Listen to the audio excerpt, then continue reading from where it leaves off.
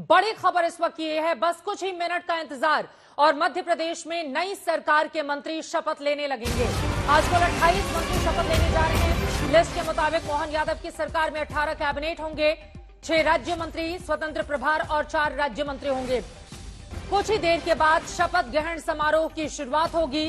केंद्रीय मंत्रिमंडल से इस्तीफा देकर राज्य में सियासी सफर शुरू करने वाले कैलाश विजयवर्गीय और प्रहलाद पटेल भी कैबिनेट मंत्री बनाए जा रहे हैं। माना जा रहा है मोहन यादव के मंत्रालय में सिंधिया गुट की भी खूब चली है।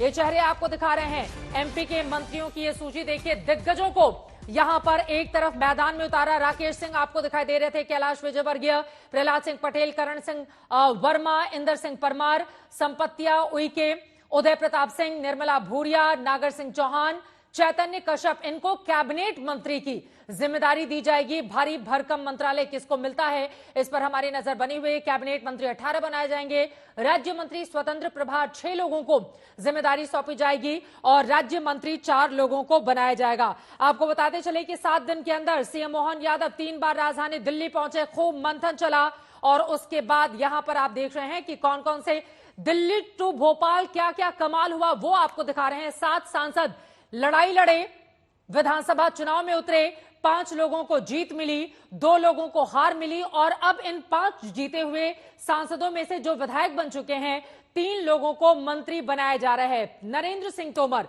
आप देख रहे हैं अब विधानसभा स्पीकर की जिम्मेदारी संभालेंगे। पहले वो केंद्रीय मंत्री थे।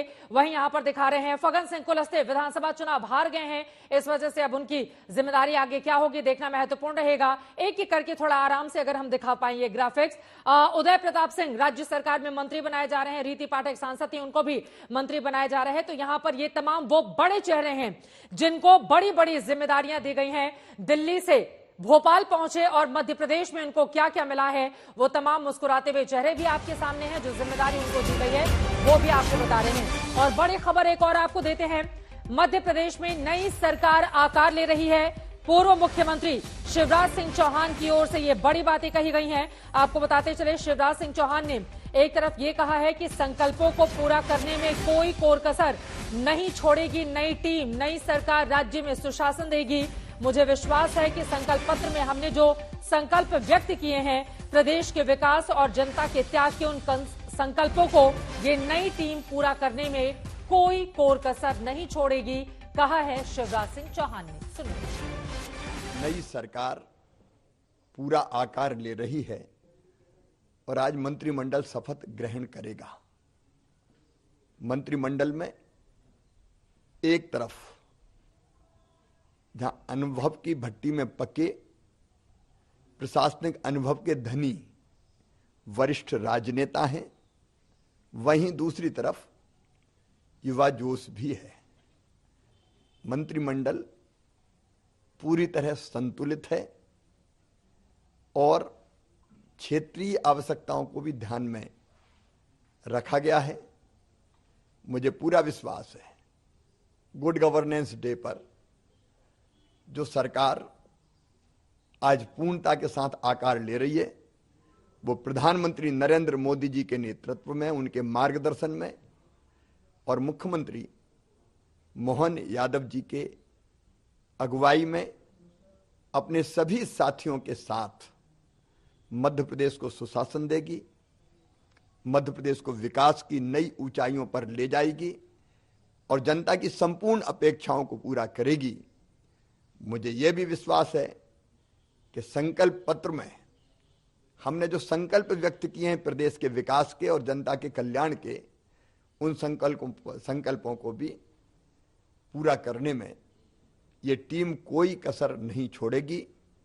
मैं आज शपथ ले रहे सभी मंत्री मित्रों को, कैबिनेट मंत्री, स्वतंत्र प्रभार के मंत्री, राज्य मंत्री, सबको हृदय से बधाई देता हूं, शुभकामनाएं देता हूं। वो अपनी संपूर्ण क्षमता के साथ पूरी निष्ठा और लगन से प्रदेश की जनता की सेवा का एक नया इतिहास रचेंगे। बहुत बहुत शुभकामनाएं। पूर्व मुख्यमंत्री शिवराज सिंह चौहान को आप सुन रहे थे। 16.5 सालों तक मध्य प्रदेश की कमान जिन्होंने संभाले रखी नई टीम को शुभकामनाएं देते हुए और ये कहते हुए कि प्रधानमंत्री नरेंद्र मोदी की आकांक्षाओं को और जनता के प्रति जो समर्पण है उसको ये जो नई टीम बनी है वो मिलकर पूरा करेगी। मोहन यादव मुख्यमंत्री को भी वो बधाई देते हुए यहां पर नजर आ रहे हैं। रवीश पाल सिंह हमारे संवाददाता इस वक्त हमारे साथ जुड़ चुके हैं और ज्यादा जानकारी लेकर, साथ ही खास मेहमान भी हमारे साथ हैं। राजेश बादल जी मौजूद हैं, गिरिजा शंकर जी हमारे साथ मौजूद हैं। आप दोनों वरिष्ठ पत्रकार हैं, आपसे बातचीत की शुरुआत करें उसके पहले रवीश सीधे आपके पास आते हुए, क्या तैयारियां चल रही हैं? कुर्सी सजाई जा चुकी है, परिवार के साथ क्या पहुंचने शुरू हो चुके हैं ये नए नए चेहरे? और कहा यह भी जा रहा है कि शिवराज सिंह चौहान के मंत्रिमंडल में ज्यादातर जो मंत्री थे उनको रिपीट इस बार नहीं किया गया है, तवज्जो नए चेहरों को दी गई है। 17 ऐसे नाम हैं जो पहली बार मंत्री बनने वाले हैं। इससे अंदाजा लगाइए पिछली सरकार की, अगर शिवराज सरकार की हम बात करें तो कुछ एक लोग ही हैं जो एक बार फिर से इस सरकार में मंत्री बनने वाले हैं। इंदल सिंह कंसाना है, प्रद्युम्न सिंह तोमर है, गोविंद सिंह राजपूत है और तुलसी सिलावट है जो एक बार फिर से मंत्री पद की शपथ लेंगे शिवराज सरकार के बाद। अब मोहन यादव सरकार में भी सभी मंत्री जिनको शपथ लेनी है वो अपने अपने परिवार के साथ, परिजनों के साथ अंदर पहुंच चुके हैं। विश्वास सारंग भी उनमें से एक नाम है, मैं आपको बताऊं, जिन्होंने शिवराज सरकार को भी बतौर चिकित्सा शिक्षा मंत्री उन्होंने काम किया। उससे पहले वो सहकारिता मंत्री थे पहले की शिवराज सरकार में 2018 तक, और अब एक बार फिर से वो कैबिनेट मंत्री पद की शपथ ले रहे हैं। लेकिन यहाँ पे गौर करने वाली बात यह है कि शिवराज सरकार के बाद अभी अगर हम देखें तो ये जो नया मंत्रिमंडल बन रहा है, जिस तरीके से चौंकाने वाला नाम मुख्यमंत्री का आया था, कमोबेश वैसे ही चौंकाने वाला पूरा का पूरा मंत्रिमंडल है। ये कद्दावर चेहरे तो है ही इसमें, प्रहलाद पटेल जैसे, कैलाश विजयवर्गीय, ये जैसे बड़े नाम तो है ही। नरेंद्र सिंह तोमर तो खैर विधानसभा अध्यक्ष बन गए, लेकिन दूसरी तरफ पहली बार के मंत्रियों की संख्या देखिए, कृष्णा गौर वो पहली बार के विधायक है जो नरेंद्र शिवाजी पटेल मंत्री बनने वाले हैं आज।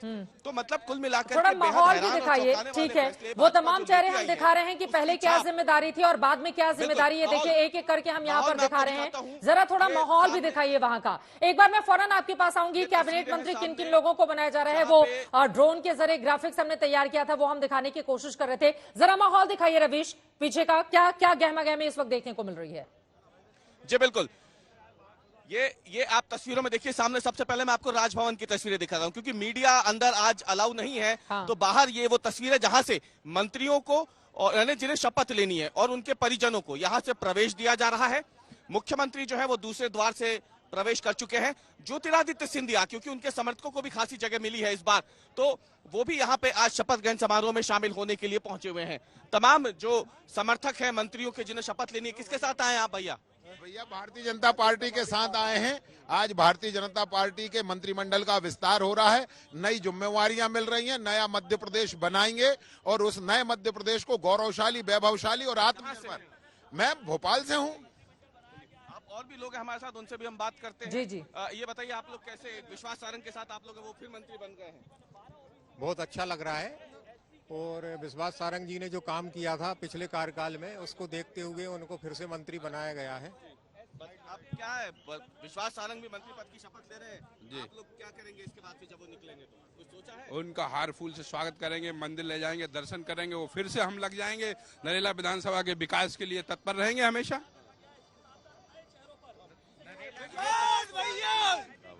नरेला के विकास पुरुष भाई विश्वास सारंग जी आज मंत्री पद की शपथ लेंगे, उसके लिए हम सभी आपको दिखाता हूँ। देखिए मैं चाहूंगा मेरे कैमरामैन से थोड़ा ऊपर की तस्वीर करके दिखाएं आपको। कैमरामैन ये देखिए, आज राजभवन के सामने बिल्कुल हुजूम लगा हुआ है, जहां पर उदयपुरा से भी कुछ लोग हैं। नरेंद्र शिवाजी पटेल जो पहली बार विधायक बने और पहली बार में उन्हें मंत्री पद के लिए चुन लिया गया है, ये उनके समर्थक है।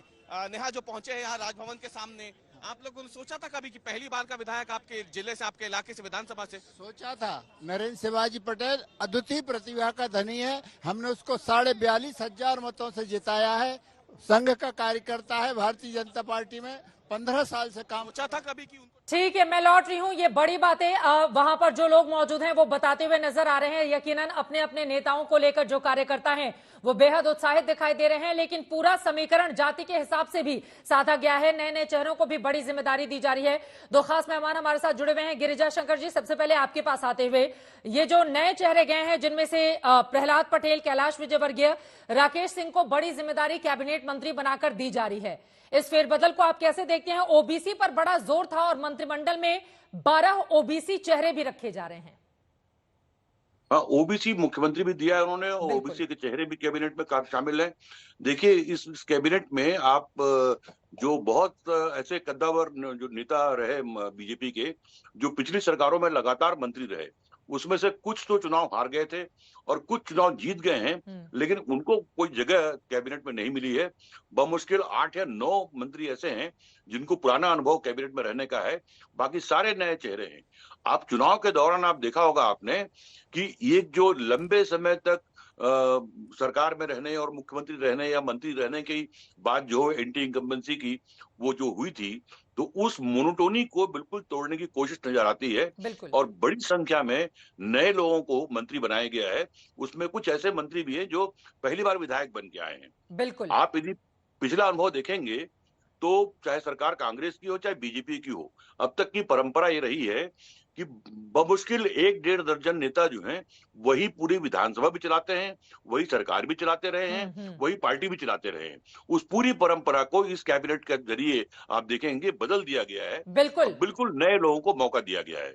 नई रीति यहां पर देखने को मिल रही है और नई परिपाटी के जरिए इनको आगे बढ़ाए जाने की कोशिश है। सीधे आपके पास आते हुए राजेश बादल जी, 17 नए चेहरों को मंत्रिमंडल में शामिल करना और मुख्यमंत्री का 7 दिनों के भीतर 3 बार दिल्ली आकर, यकीनन इसको लेकर लंबी चौड़ी वार्ता हुई होगी और कहा जा रहा है ज्योतिरादित्य सिंधिया की भी बहुत ज्यादा चली है, इस बार बहुत ज्यादा उनकी बातचीत मानी गई है, तो इसको कैसे देख रहे हैं आप?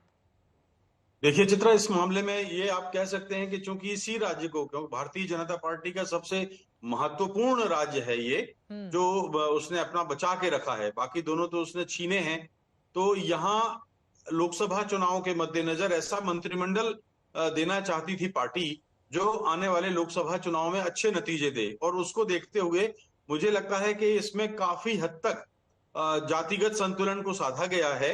नए चेहरे तो आए हैं, ओबीसी का जो सबसे बड़ा, क्योंकि 52% मतदाता ओबीसी के हैं, बिल्कुल, तो उसे ध्यान में रखते हुए मुख्यमंत्री को जोड़ दें तो करीब 13 मंत्री ओबीसी के हैं। बिल्कुल, और इसी तरह से सिंधिया के, जैसे आपने कहा कि सिंधिया के 4 लोगों को मंत्री बनाया गया है, 5 लोगों को मंत्री बनाया गया है, तो ये एक अच्छा अनुपात है क्योंकि उनके कुछ समर्थक जो मंत्री थे वो 8 लोग थे। अलबत्ता एक जो बड़ा भारी जो एक लोग चौंके हैं इस बात पे कि मालवा निमाड़ बहुत अच्छे प्रतिनिधित्व मिला है, मालवा निमाड़ को बीजेपी का बहुत बड़ा गढ़ है, और ग्वालियर चंबल संभाग को बहुत बड़ा प्रतिनिधित्व मिला है। अलबत्ता विंध्य और महाकौशल की थोड़ी सी लोगों को कहना है, शिकायत है कि उपेक्षा हुई है। तो विंध्य की तो एक ब्राह्मण चेहरे को डिप्टी सीएम बना दिया है।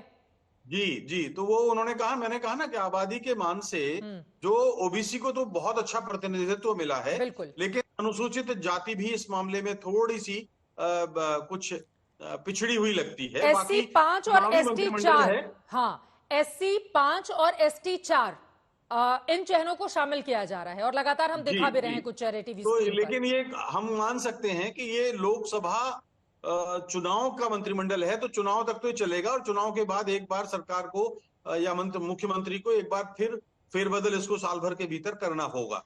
अब देखना महत्वपूर्ण रहेगा क्योंकि 2.5 महीने के बाद लोकसभा चुनाव का पूरा मिजाज बन जाएगा। मध्य प्रदेश से लेकर पूरे देश में 29 कुल सीटें हैं। मध्य प्रदेश में 28 पिछली बार बीजेपी ने जीती थी, एक छिंदवाड़ा रह गया था और इस बार तो सीधे शिवराज सिंह चौहान छिंदवाड़ा पहुंचते हैं चुनाव जीतने के बाद और वहीं से हुंकार भरते हैं कि पूरी की पूरी 29 सीटें इस बार बीजेपी के खाते में आएंगी। नई मंत्रिमंडल का यह विस्तार चल रहा है। 12 दिनों के बाद मुख्यमंत्री बनाए जाने के बाद नए नए चेहरों को शामिल किया गया है, जिसके जरिए अब हुंकार भरी जाएगी 2024 की। चर्चा में आगे बढ़ेंगे, दोबारा आपको भोपाल लिए चलेंगे। तैयारियां पूरी हो गई हैं, ठीक 3:30 बजे शपथ ग्रहण समारोह की शुरुआत होनी है।